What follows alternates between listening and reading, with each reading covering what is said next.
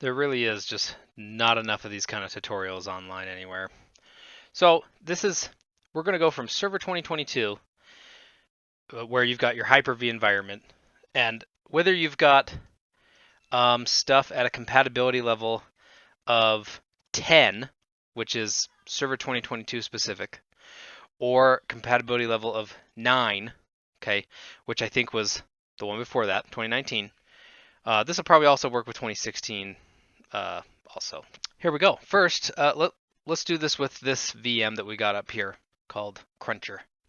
Let's find out where this lives first, right? So go to settings, go to your hard drive, check it out.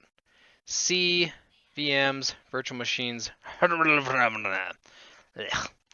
Okay, so just copy that real quick. And let's open up a new instance of Explorer. Now, if you hit enter, it's going to try to open that, obviously. So maybe we'll just cut that, right? We'll go into this folder, go find the right one, search. There he is. Okay, so let's copy this. We don't need these other two files. It's more specific for Hyper-V, okay? This is the bulk, 46 gig. Copy, okay? And you're going to need to send it over to a share on UnRAID. Now, I've only been using UnRAID for like 14 hours, okay? But this was like the number one thing that I needed to learn how to do. And there's some really old tutorials out there for doing this. Not like this though. Hyper-V 2022, UnRAID 6.10 whatever. It's not the release candidate that supports Windows 11 or Server 2022 or anything like that. But who cares? We're just gonna roll with it. Okay, so the share that I've created is called VHDX to convert. Okay, and we're just gonna paste it right in here. Now I'm pasting this straight to Rust, right? Like there's no solid state going on here. I do have a cache drive, but this share is specifically not on a cache drive. So it's on a 1 terabyte piece of crap from 2015, but I'm still getting 101 megasecond. I do have the turbo write enabled, so I guess it's probably writing to a couple drives at once instead of just one. That brought it up from like 80 megabytes a second to 101. That's still not topping out gigabit. Gigabit's gonna top out at like 116 megabytes a second and just kind of hover around that. But oh well, that's okay. Fast enough. While this is copying, let's prepare for the next step. Okay, the next step is converting this VHDX file into an IMG file, an image file, just a raw one that UnRAID is going to be able to read right in place. Okay, so we're going to minimize this, and you can open up PuTTY, you can open up Windows Terminal and SSH into it. It doesn't matter. I tested it on both, so it should work just fine. This conversion we're doing on the UnRAID server. If you didn't want to do that, and you wanted to copy this straight to like your desktop first, that's fine. You can totally do that. As long as you've got the the Linux kernel feature or something like that. Actually, maybe that's outside the scope of this. Anyway, so here we are. We're in PuTTY or Windows Terminal or whatever. You've typed in SSH, and then I'm signed in as root. You don't have to be. If you've got other users on here that have read-write permissions to this, locations, then do it. But root at tower. That's all I had to type, and then it asked for me for my credentials, right? My password. Okay, whatever. We're in. Yay. I forgot my password a few times there, so embarrassing. Okay. So if you don't know Linux at all, and you're just using UnRAID because you're trying to get away from your Synology or your storage spaces from Microsoft or your QNAP or whatever, great. If you don't know anything about Linux, I'll try to walk you through this a little, okay? So ls is going to list the directory. There's nothing. What? So let's cd one folder behind wherever the heck we're at. And then let's push list. Oh, hey, a bunch of folder names. Cool. Okay, so let's go into the one called mount. Okay, cd mnt, go. And now let's list the stuff that's in here. Okay, check it out. So I have a cache disk that's right there, and that cache disk is the internal solid state of this. I'm using a Mac Mini with a ton of USB connected hard drives. Don't do that; it's terrible. But actually, it's awesome that it can actually even do this well. But probably not safe. Anyway, cache, and then I've got disk 1, 2, 3, 4, 5, and those are all just 1 terabyte Rust spinners, okay, that are 2.5 inch. And then user and user 0, I guess, are just user folders that it made. I don't know. I think this is in disk 1, because right now it's trying to fill up disk 1 first, and once it hits like 50%, it'll move to the next one, and the next one, and the next one, or something like that. So let's do cd disk 1. List it out, please. So I've got a folder that I tested out with no cache. Oh, there's my VHDX to convert folder. We're gonna go inside there. VH. If you don't want to type everything, as long as the case is correct, like uppercase, lowercase, and you've typed a little bit of it, you can hit tab and it'll fill it in for you. Okay. Let's list what's in here. Cool. So my initial test was this one, and I successfully converted it to an image. Great. The one that we're looking at though is this disgusting piece of work here. Really glad for that tab feature because I am not going to want to type that. That's just disgusting. Let's go check on our copy. Okay, 2 minutes 15 seconds left. The joys of gigabit being completely topped out, basically, right? Plus my hard drive being a piece of garbage. Okay, let's just get this pre-typed out, right? If you push up arrow, it'll start to show you some of the stuff that you've typed out previously. I don't really remember. Here it is. We found it. Okay. QEMU-IMG. This is the conversion command that's inside of here, right? Convert -P. That means it's going to show us progress so that we know what the heck, how far along it is, etc. F is maybe that means from. I actually don't know. But it's from, like a VHDX file, maybe file format, file type. I don't know, something like that. Sounds good. And then O is like probably output. Do you like how I'm just making this up? Tutorialing, making stuff up. That's good. -O is like output, and the file type we're going to do is raw. Okay. And then it wants the name of the file that you're converting from. And then, so this is like the input file and then the output file name right here. Okay. Now, you could put this in a different folder. I'm just going to land it right in the same place. It'll make conversion a little slower. And the fact that I'm not doing this on the cache drive will make this even slower. Okay. But that's okay. You just want it to work at the end, right? So feel free to put it somewhere faster. Do it on your own computer, whatever. But we got to change this stuff because it's wrong. It's wrong-o. So here we go. It is a VHDX file though, so that works out. The name of it is 08. Hit the tab. Wow, we're done. Yay! And you know what? Let's name this something less insane. Okay, we're gonna output it as cruncher.img. Cruncher 2 is a different VM that we've already done. I can't push enter though until that file is done copying because that would just be a complete travesty. It's done. Okay, sweet. Let's hit enter. Oh yeah. These 5 tiny drives sitting out on my desk overheating to death are blinking away. So, I'll come back. I'll come back when this is done. Let's see, extracted, this is probably more like 50 gigish or something like that. So it's gonna take a hot sec. Also, don't despair. Once it hits, I'm trying to think how to explain this. If it's 40 gig, but I'm actually only using like 10, it's gonna get to like 25%, right? And then after the 25%, it's gonna just shoot to 100 because the rest of that's just fluff. There's nothing there. but because it's a raw type file, it has to pretend like it's actually taken up the entirety of space. So if it looks like you're going to need to step away for a few days while it converts, you're probably not. It's going to get to a certain percent and then pew, it's done. Okay, check it out. It's done. I stepped away. I have no idea how long it took. Forever, basically. So we know where it is too. It's in the mount folder, disk 1, VHDX to convert. Okay. So now let's go make a VM.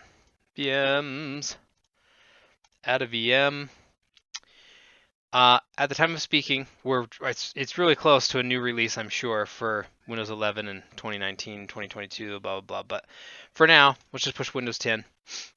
This might have been a Windows 11 VM, so let's see what this does. Let's rename it to what it actually is, which was Cruncher with no numbers.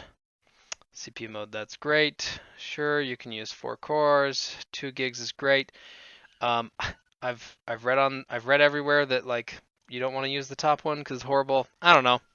Just doing what I've seen. BIOS. Older tutorials would tell you to change it to C BIOS. I'm gonna try defaults. Okay, let's try defaults. Hyper-V, yes. I don't know what that does. There's no tooltip, so I have no clue. Maybe it means, is it coming from Hyper-V? Just kidding. That would make no sense. Maybe that's the methodology for running in the background is Hyper-V. That would make sense. USB controller 2. Oh yeah, and here's where the ISO, the drivers are. If you're coming from like VirtualBox, this is like VirtualBox tools, right? If you're coming from Vcenter, this is Vcenter tools, or Vmware tools. If you're coming from Hyper-V, this is a little new. You got to install some drivers and stuff that are like hypervisor specific. Okay. Virtio drivers. So it's going to attach this ISO as a SATA drive. Whatever. That sounds great. The primary disk location. Well, that's not it. This is where it's going to make up a new one. We don't want to do that. We want to use the one that we've already got. So we're going to go to manual. Isn't this delightful? You don't have to like type it in after like memorizing it or something. We know it's on disk 1. We know it's in VHDX to convert, and we know it's the one without the 2 because I already did the 2. Cool. It's going to shrink up and get rid of some of those options that were in here. We got to change this to SATA, at least just for first boot. Once we get drivers installed, we're going to switch this back to Virtio, but for now we're going to do SATA. Older tutorials are going to tell you to do IDE. IDE is going to throw an error in these later versions of UnRAID. Okay, so don't do that. Graphics card VNC. I don't need to pass through this wussy UHD 360 or 630. Doesn't matter. When I tested this, I did Cirrus because that's what some of the other tutorials showed. We're going to do QXL straight from the jump. I have no idea if that's going to work or not. Let's do it. But it says best next to it, so clearly that's where we want to be because it's the best. This utilizes the drivers, okay, from this ISO up here. Cirrus, to my knowledge, does not. When I was installing drivers and stuff, I went to display adapter. It's just Microsoft Basic adapter, 800 by 600 locked. You don't get to pick. Now, if you were to RDP into it, you'd probably get to pick. But this is using VNC by default. So, let's do QXL and just see what happens. I'm not going to put a password on here. My network is great. This BRO is bridge network, so it's going to pull an IP address from my network just like an iPad or whatever else on my network at home would have. Okay, network model.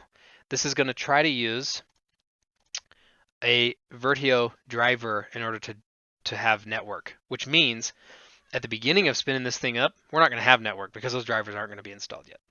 I'm not going to pass through any of these USB devices, which would be very dangerous because most of these are my my drives for my pool. So no touchy. I'm going to uncheck Start VM because I'm just not confident enough that I have everything exactly right. So let's push Create. Give it a hot sec. Okay. Cruncher. You know what? What the frick? Let's just start it. Start. After it starts, you can click this icon again and choose VNC Remote to see kind of what's happening. Kind of starts you out in a humongous window and shrink it down there.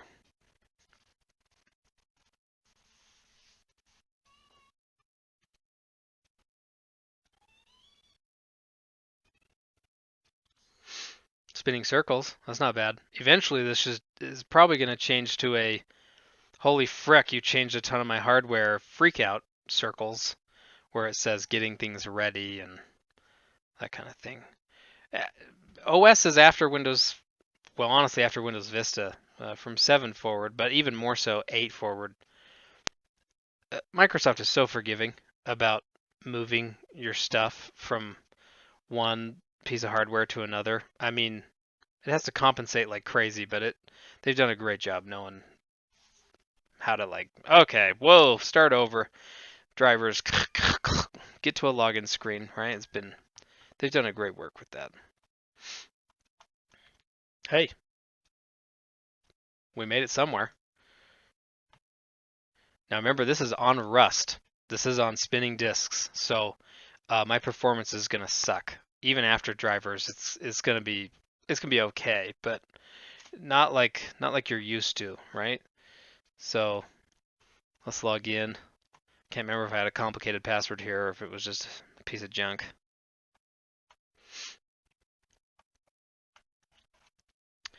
Resolution here is probably 800 by 600. Gonna be junky until we get the drivers installed. If you're coming from Vcenter hypervisor, you're gonna want to uninstall Vmware tools right after you log in, so that doesn't keep trying to implement driver stuff. After that's uninstalled, then you're gonna install the drivers that we're about to install. Okay, so after your start menu comes up, I'll call it 800 by 600. What is that even going to look like? So far, it looks like nothing. Come on. Should I hit the Windows button? See if it like actually. Oh, nope. Oh, a little triangle down there. There it is. It's finally here. God, could you imagine not running this thing on a solid state? That's just crazy. All right. So here's what we're going to do. We're going to look for. Let's not click it normal. Let's right click on it. That's what we want. Oh, it's gonna be too slow. Let's put drivers on first. I was gonna go look and see what drivers are missing now in Device Manager, but this thing, very bad. I recommend you put this on your cache drive initially, and then move it once you've got it all set up. If you want to move it, you can have it live on cache forever, I guess, but I don't have that kind of space. Okay, so Virtio is already mounted. Okay, and we're just gonna double click X64. Go, go, go, please.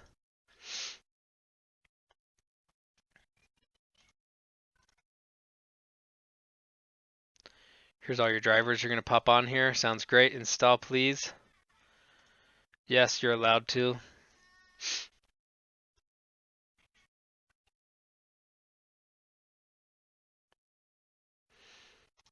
Great. Drivers going. Always trust this publisher so it doesn't keep asking you for each one of the drivers. All my hard drives blinking down here. Yikes. While that's thinking, let's go back to our dashboard. So you can see some CPU action going on down here. Okay. Not a lot of network, right? Inbound, outbound. That's because it doesn't have the network driver yet, remember? Oops, that's our... I forgot where this was. There it is.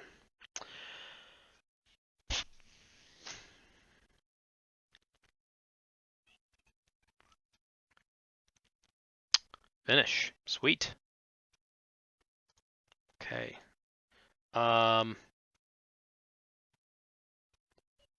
Good practice here is going to be to reboot at this point. Okay. So let's reboot. Drivers are in. Network showed up. I think we're going to be able to oh shoot, not reboot, shut down. Don't do what I just did. Because remember, we gotta come in here and change one thing. Because now that we have drivers installed, our main piece is still communicating over SATA, but we have our second bus, or our second piece, communicating with the Virtio. Okay. Wasn't really sure why someone set it up this way, but maybe this was why. Windows can detect it. Windows can figure out, oh, that's what you were doing, right? And maybe you just need one successful reboot still on SATA after all the drivers are installed before switching it. I don't know. I just kind of followed the guide and then I chopped out stuff that I didn't think were necessary, but maybe they were.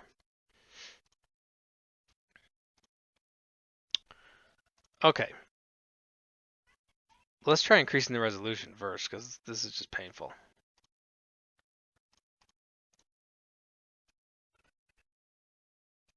We got to swap this SATA right-click for your image to Virtio. So now it's going to communicate using the virtual driver and not SATA.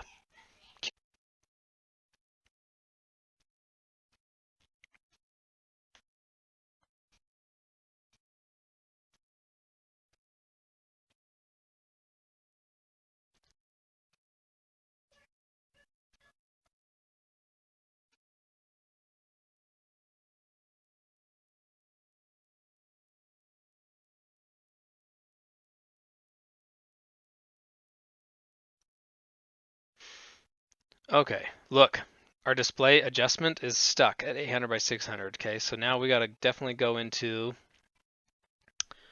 Device Manager and probably tell that Microsoft display adapter to jump in a lake.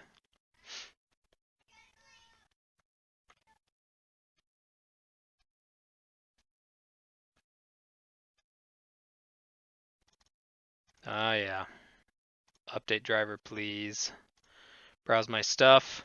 It's probably still mounted at D:. Just make sure. Should be. That's what it says on the left, right? Up there. Whoa! Seems like it updated it. Good. Red Hat XQL, that's what we want to see. Now, my mouse has no outline, so you might have to just adjust that in Windows. Or not. Doesn't matter. But I think it uses pretty much the most basic one that it can possibly. Size and color. I'm just going to choose the black one. There. How about that? Ta-da. Fixed. Okay, so cool. Let's just verify that we can. It's reacting much faster because it's not having to render everything without a graphics anything. Display resolution. Okay, let's get this pumped. Whoa. I don't know what I just chose. I did it on accident. Okay. 1360. Let's do 1360 by 768. Keep, please. Yay. Okay, that looks great. And let's shut down.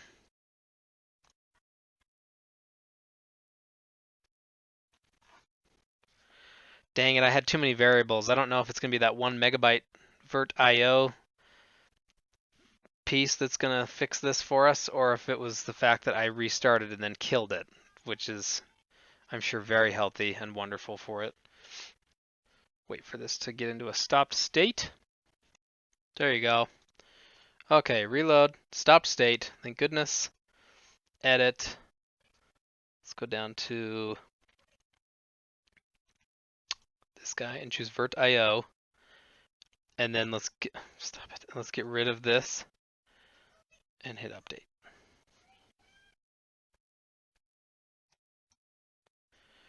Now let's start her up. Hit connect over here.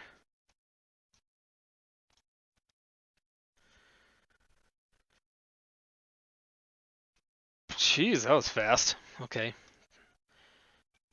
Cool. Well, again, I have no clue if that worked because we added that 1 megabyte Virtio thing and then got rid of it, or if I just had a really nasty shutdown and it hated my guts after doing that. So anyway, we've made it to our goal, right, of having QXL. Did I say that right? Double check. QXL as the graphics piece. Again, we're not doing pass-through for this particular instance, right? We're just getting it up, getting it off of Hyper-V, getting it into here. Okay, that's it. That's all I got. Don't like the video. Don't share it with your friends. Keep it subdued forever so that you're the only one that knows how to do this. Be that cool guy.